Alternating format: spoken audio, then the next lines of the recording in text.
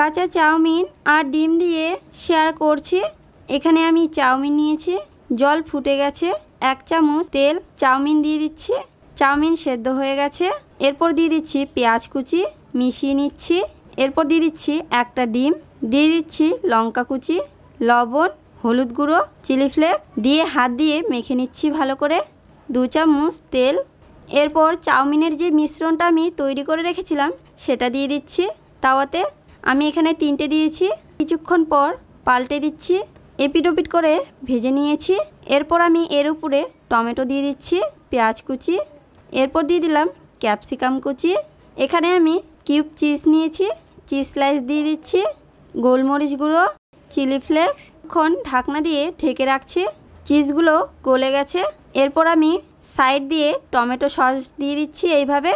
দেখুন বন্ধুরা, টিফিনগুলো দেখতে কত সুন্দর হয়েছে।